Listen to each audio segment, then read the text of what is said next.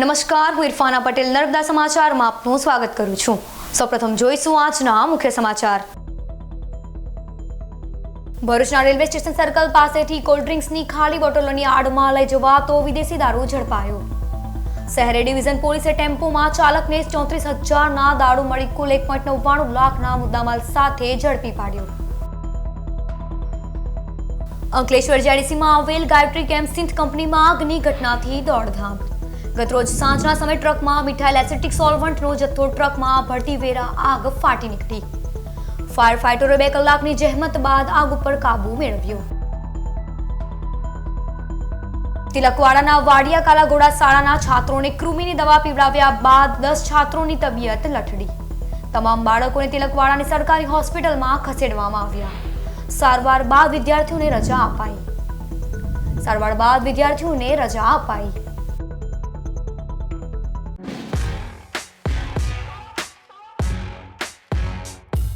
Bharuch railway station circle પાસે cold ડ્રિંક્સની ખાલી બોટલોની આડમાં 34,000ના દારૂ સાથે ફેરીમાં ટો ડ્રાઈવર ઝડપાયો। ભરૂચ એ ડિવિઝન પોલીસનો સ્ટાફ રેલવે સ્ટેશન સર્કલ પર વાહન ચેકિંગમાં હતો। તે દરમિયાન મિની ટેમ્પામાં દારૂની હેરફેરની બાતમી મળી હતી। કસક ગરનાળા તરફથી આવેલા અશોક લેલનમાં કંપનીની ગાડી GJ1ET0475 આવી હતી, જેને કોર્ડન કરી તપાસ કરતા પાછળના ભાગે ઠંડા પીણાની પ્લાસ્ટિકની બોટલોના 45 કટ્ટા મળી આવ્યા હતા। જ્યારે ટેમ્પામાં કેબિનમાં ભાગમાં તપાસ કરતા મીડિયા થેલામાં વિદેશી દારૂની 46 બોટલો મળી આવી હતી।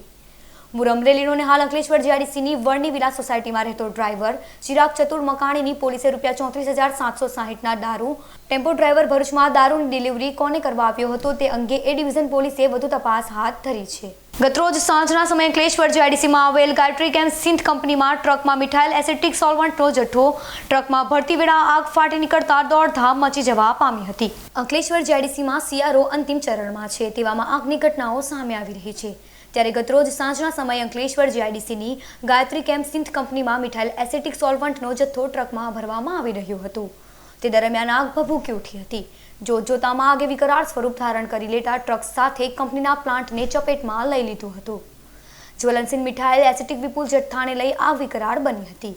આગની ઘટનાને પગલે ફાયર વિભાગમાં જાણ કરવામાં આવતા DPMC સહિતની અન્ય ફાયર ટીમ સ્થળ પર દોડી આવી હતી અને 2 કલાકની જહેમત બાદ આગ ઉપર કાબુ મેળવ્યો હતો। નર્મદા જિલ્લા તિલકવાડા તાલુકાના વાડિયા કાલાઘોડા શાળાના વિદ્યાર્થીઓએ કૃમિની દવા પીવડાવ્યા બાદ 10 છાત્રોની તબિયત લથડતા તમામને તાત્કાલિક સારવાર માટે ખસેડવાની ફરજ પડી હતી।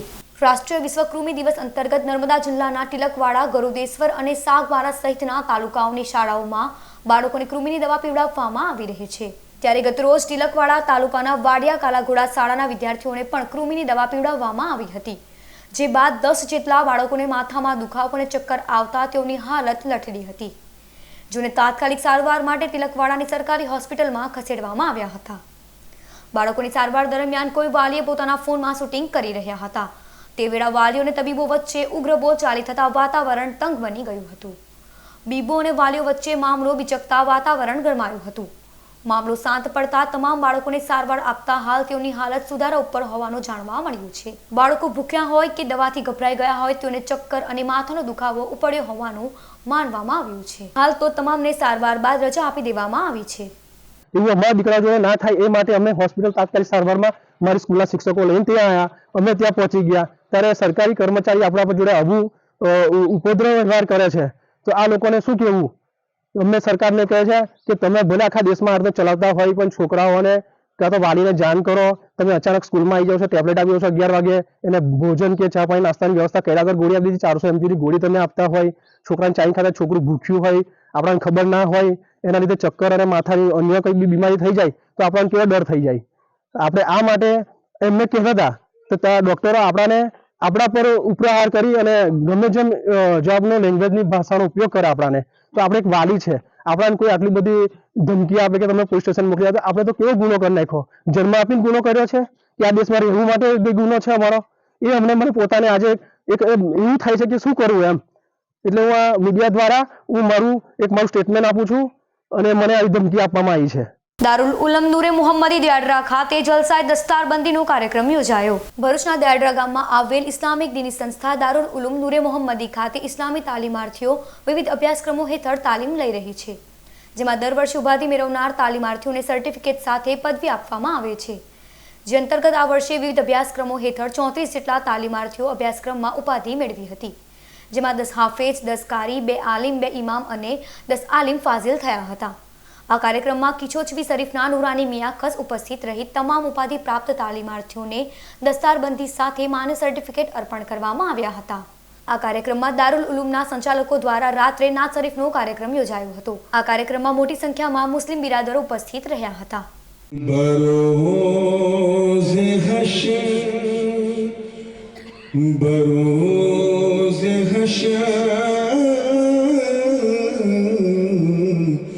बरोज़े हश्र जो होगा वो बात बाकी है। मैं जानता हूँ कि उर्दू आपकी भाषा नहीं है। ભરૂચના તવરા ગામની ગાયત્રી સ્કૂલમાં વાર્ષિક ઉત્સવની ઉજવણી કરવામાં આવી હતી। શુક્રવારના રોજ ભરૂચના તવરા ગામની ગાયત્રી સ્કૂલ ખાતે રંગ સે રંગ મિલે ગાયત્રી સ્કૂલના સથવારે પંચમ વાર્ષિક ઉત્સવની ઉજવણી કરવામાં આવી હતી, જેમાં આમંત્રિત મહેમાનોના હસ્તે દીપ પ્રાગટ્ય થકી કાર્યક્રમનો પ્રારંભ કરવામાં આવ્યો હતો। આ કાર્યક્રમમાં શાળાના બાળકોએ વિવિધ સાંસ્કૃતિક કૃતિઓ રજૂ કરી હતી। આ કાર્યક્રમમાં શાળાની વિવિધ પ્રવૃત્તિઓમાં શ્રેષ્ઠ દેખાવ કરનાર તેજસ્વી તારલાઓનું ઇનામ આપી સન્માન કરવામાં આવ્યું હતું।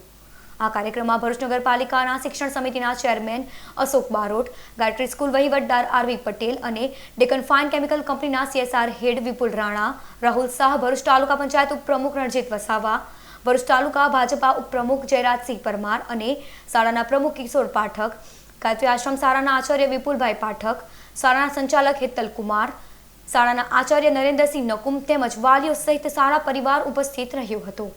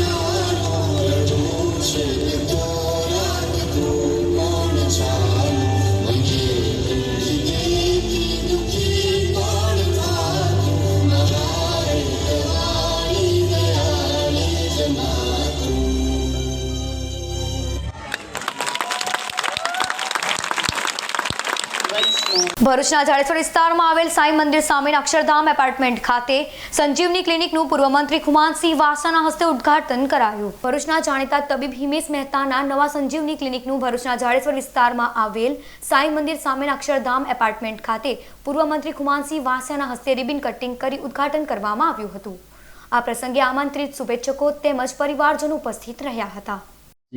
આજરોજ જાડેશ્વર ખાતે સાંઈબાબા મંદિરની સામે સંજીવની દવાખાનું જે શરૂ થયું છે એમાં ડૉક્ટર હિમેશ મહેતા એમણે બહુ ઊંચી સેવા ભાવનાથી અહીંયા દવાખાનું શરૂ કર્યું છે કે ગરીબ માણસ અને મિડલ ક્લાસને ઉપયોગી થવા માટે અહીં શરૂઆત કરી છે. બાકી સંજીવની હોસ્પિટલ શ્રવણ ચોકડી પાસે ચાલે જ છે અને જે ત્યાં લાભ લે છે, પરંતુ જે નાના માણસને લાભ આપવા માટે એમણે જે હોસ્પિટલ ચાલુ કરી છે એવી એમની ઊંચી ભાવના બદલ હું એમને શુભેચ્છા પાઠવું છું. આજે રિબિન કાપીને આ દવાખાનાનું ઉદ્ઘાટન થયું છે તો હું એમને હાર્દિક અભિનંદન આપું છું. આ અમારી શાખામાં nebuliser, glucometer, ECG, OPD, day care service, basic લેબોરેટરીની સુવિધા અને મેડિકલ સ્ટોરની સુવિધા ઉપલબ્ધ છે. ભરૂચ ડિસ્ટ્રિક્ટની જનતાને રાહત દરે સારામાં સારી મેડિકલ સર્વિસીસ પૂરી પાડી શકીએ તેવી શુભકામના. ભરૂચના જાડેશ્વર વિસ્તારમાં આવેલ BAPS સ્વામિનારાયણ મંદિર ખાતે રમતોત્સવનું આયોજન કરાયું હતું. દર વર્ષે બાળકોમાં સંસ્કાર, શિક્ષણ અને સ્વાસ્થ્ય તેમજ સત્સંગના 4 મૂલ્યો કેળવાય તે હેતુથી ભરૂચના જાડેશ્વર વિસ્તારમાં આવેલ BPS સ્વામિનારાયણ મંદિર ખાતે રમતોત્સવનું આયોજન કરવામાં આવે છે. જેના ભાગરૂપે આજ રોજ રમતોત્સવનું આયોજન કરાયું હતું, જેમાં ભરૂચ જિલ્લાના KG થી ધોરણ 8માં અભ્યાસ કરતા 900 જેટલા બાળકોએ સંગીત ખુરશી, દેડકા કૂદ, લીંબુ ચમચી સહિતની રમતોમાં ઉત્સાહભેર ભાગ લીધો હતો. આ રમતોત્સવમાં સ્વામિનારાયણ મંદિરના મહંતો, અનુયાયીઓ તેમજ બાળકોના વાલીઓ ઉપસ્થિત રહ્યા હતા. સુંદર રમતોત્સવ થયો. લગભગ 400 જેટલા બાળકો અને લગભગ 500 જેટલી બાલિકાઓએ પણ આ રમતોત્સવમાં ભાગ લીધો છે.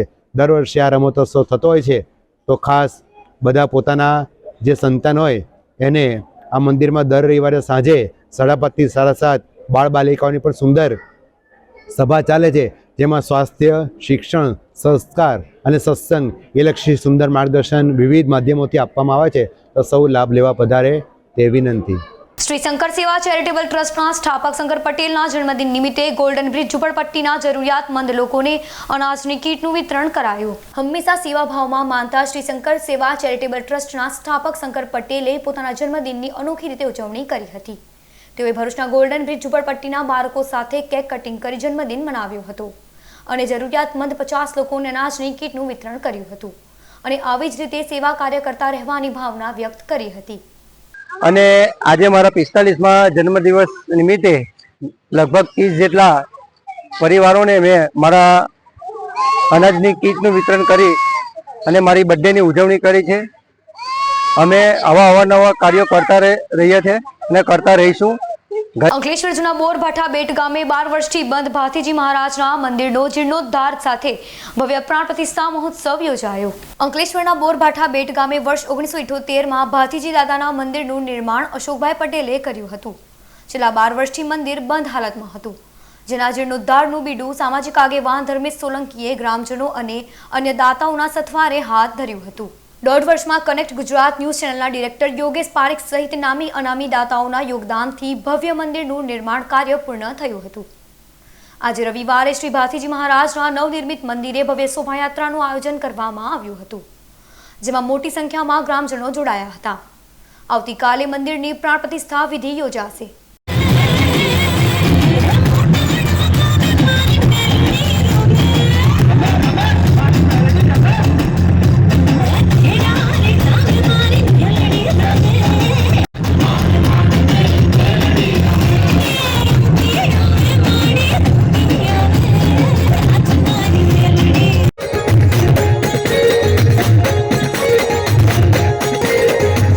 ભાથીજી બડા પાછળ રે હરિયને મારો બંદૂકની ચોરીમાં લસડોને મારો બંદૂકની.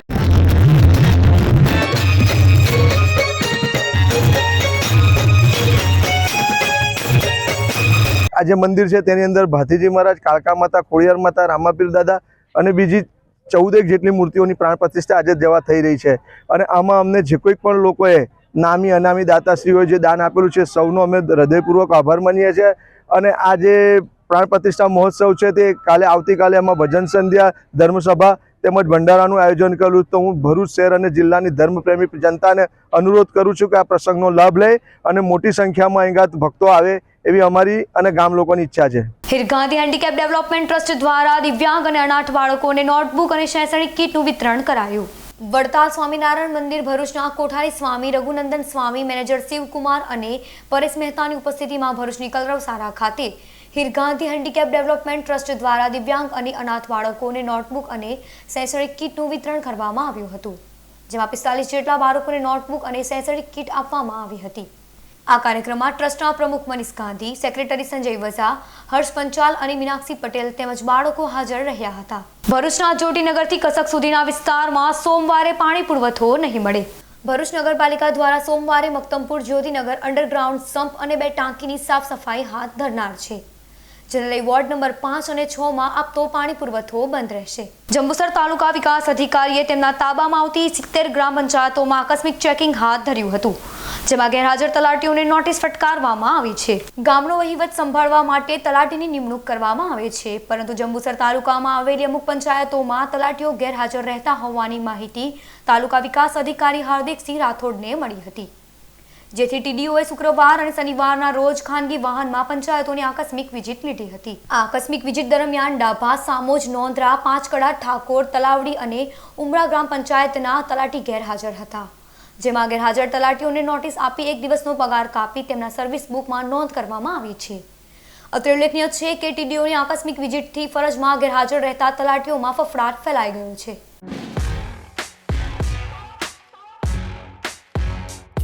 સમાચાર પૂર્ણ કરતા પહેલા એક નજર મુખ્ય સમાચાર પર. ભરૂચના રેલવે સ્ટેશન સર્કલ પાસેથી કોલ્ડ ડ્રિંક્સની ખાલી બોટલોની આડમાં લઈ જવાતો વિદેશી દારૂ ઝડપાયો. શહેરી ડિવિઝન પોલીસે ટેમ્પોમાં ચાલકને 34,000ના દારૂ મળી કુલ 1.99 લાખના મુદ્દામાલ સાથે ઝડપી પાડ્યો. અંકલેશ્વર જેડીસીમાં આવેલ ગાયત્રી કેમ્પ સિંધ કંપનીમાં આગની ઘટનાથી દોડધામ. ગતરોજ સાંજના સમયે ટ્રકમાં મિથાઇલ એસિટિક સોલ્વન્ટનો જથ્થો ટ્રકમાં ભરતી વેરા આગ ફાટી નીકળી. ફાયર ફાઇટરોએ 2 કલાકની જહેમત બાદ આગ ઉપર કાબુ મેળવ્યો. તિલકવાડાના વાડિયા કાલાઘોડા શાળાના છાત્રોને કૃમિની દવા પીવડાવ્યા બાદ 10 છાત્રોની તબિયત લથડી. તમામ બાળકોને તિલકવાડાની સરકારી હોસ્પિટલમાં ખસેડવામાં આવ્યા. સારવાર બાદ વિદ્યાર્થીઓને રજા અપાઈ. તો આ હતા અત્યાર સુધીના નર્મદા સમાચાર. નવા સમાચારો સાથે ફરી મળીશું. નમસ્કાર.